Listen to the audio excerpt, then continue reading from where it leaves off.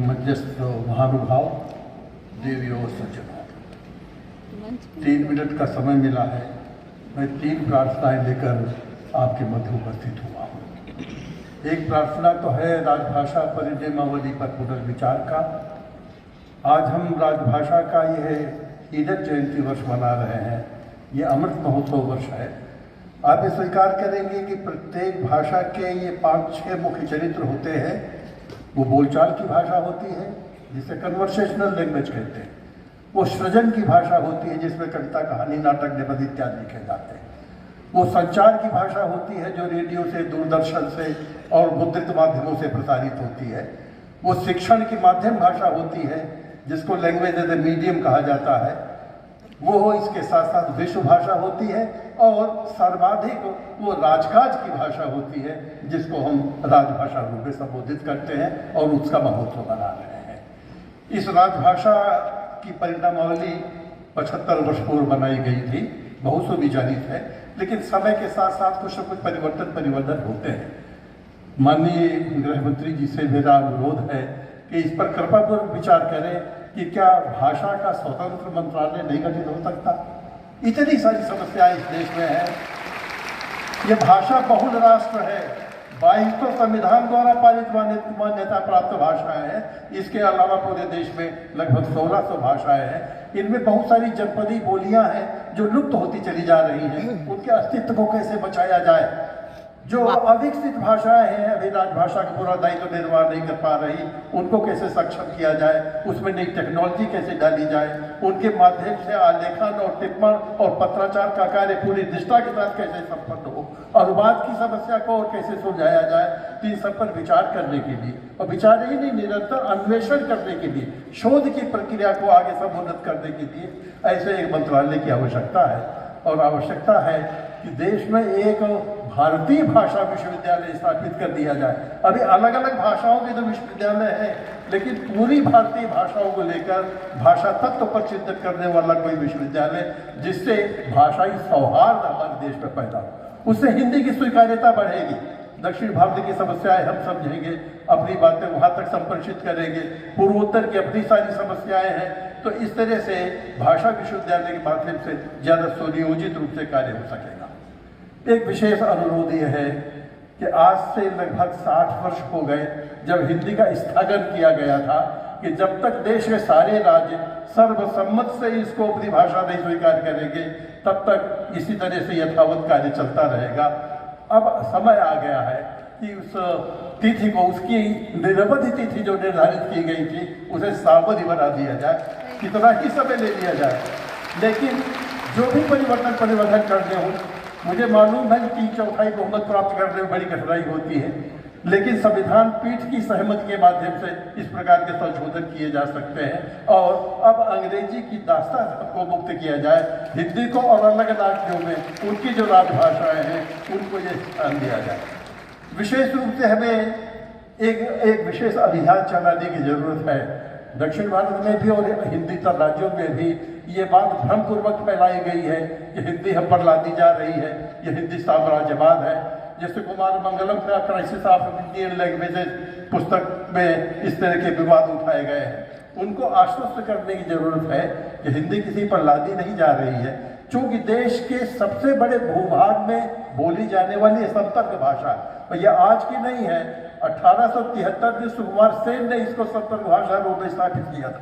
भारतेंदु जी ने कहा था हिंदी नई चाल में ढली, और फिर उसी क्रम में देश के सभी जो अग्रनायक थे उस समय के, जो हमारे नेतृत्व प्रदान करने वाले महानुभाव थे, उन्होंने संपर्क भाषा के रूप में मान्यता दी। इसके माध्यम से नवजागरण आया, इसी भाषा के माध्यम से आज़ादी की लड़ाई लड़ी गई। आज लोग महसूस कर रहे हैं कि अगर एक संपर्क भाषा होती तो 1857 में हमको अवश्य में विजय प्राप्त होती। इसी विकास चक्र के साथ साथ हिंदी की आवश्यकता, उपयोगिता लोगों ने महसूस की है। इसको अधिकाधिक प्रचारित करने की आवश्यकता है ताकि भाषाई सौहार्द बढ़े, ताकि हिंदी का और परिवार बढ़े। आज षड्यंत्र पूर्वक उर्दू को हिंदी से अलग कर दिया गया है, उसके भीतर अनेक प्रकार के उपक्रम भर दिए गए, जबकि दोनों भाषाएं भगिनी भाषा है, दोनों का व्याकरण एक है, दोनों की शब्दावली एक है। पहुँचानी भाषाई सौहार्द पैदा करने के लिए बहुत जरूरी है कि पूरे देश में हर तुलनात्मक भारतीय साहित्य जैसे विषयों का अध्ययन करा हुआ है। जो तमिल में है बहुत कुछ वही हिंदी में है, वही तेलुगु में है, वही कन्नड़ में है, वही बंगला में है, वही मराठी में है। इतना भाव साम्य है, सभी एक संविधान द्वारा पारित है, सभी एक संसद द्वारा संचालित है और इन भाषाओं में कॉमन शब्दावली भी बहुत है। इसका संज्ञान कराने की आवश्यकता है ताकि ये भाषाई चार दीवारियां जो खड़ी हो गई है ये समाप्त हो जाए, हिंदी की स्वीकार्यता बढ़े, संघ की भाषा के रूप में अलग अलग क्षेत्रों में उनकी राजभाषा भी विकसित होती चली चले। तो इसलिए आवश्यक है इस अभियान को और ज़्यादा तेज किया जाए। तो काका का जो विभाजन किया गया है इस पर पुनर्विचार करने की जरूरत है। धारा 3(3) में द्विभाषी नीति का जो नियम विधान बनाया गया है उसका दुरुपयोग हो रहा है, उसको भी सुनियोजित करने की आवश्यकता है। हमें अनुरोध करना होगा कि संसदीय कार्य समितियां जब नराकाश का निरीक्षण करने जाती है तो उतनी उदारता न दिखावे, थोड़ी सी सख्ती की भी जरूरत है। हिंदी अधिकारियों को भी ज़्यादा सक्रिय बनाने की जरूरत है।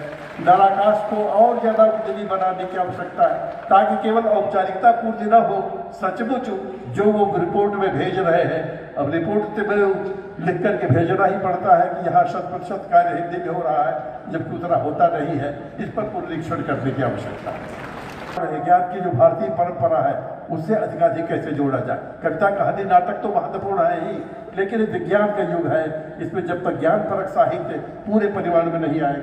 आज बड़े सुंदर सुंदर प्रकाशन हुए, देखकर मन गदगद हो गया है। इस प्रवृत्ति को और आगे बढ़ाने की आवश्यकता है।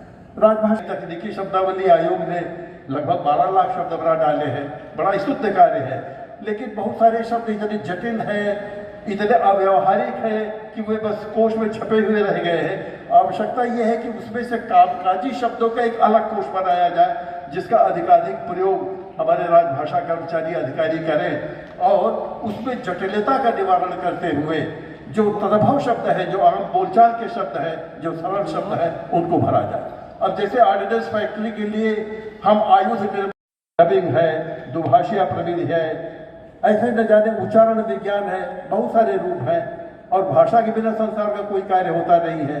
इनकी विधिवत भाषा प्रयोगशाला खोलनी होगी, उनका प्रशिक्षण देना होगा, रोजगार की संभावनाएं बढ़ेंगी तो भाषा के प्रति युवा पीढ़ी का लगाव और ज़्यादा विकसित होगा और उससे भाषा का विकास सुनिश्चित होगा।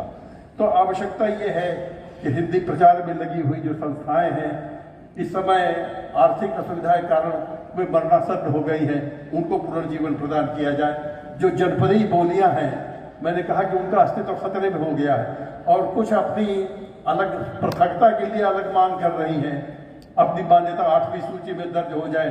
उन्हें समझाने की आवश्यकता है कि उनका भविष्य सुरक्षित है, बड़े कुल से जो परिवार से जुड़े रह करके उनका ज़्यादा कल्याण होगा। तो ऐसे कुछ नियमों की आवश्यकता है जिस पर पुनर्विचार समय समय पर भाषाविद लोग कर रहे हैं। जो राजभाषा से जुड़े हुए विद्वान अधिकारी हैं वो इस दिशा में सक्रिय हैं, बस थोड़ी तीव्रता लाने की आवश्यकता है। इन्हीं शब्दों के साथ बहुत बहुत अभिवादन, बहुत बहुत धन्यवाद।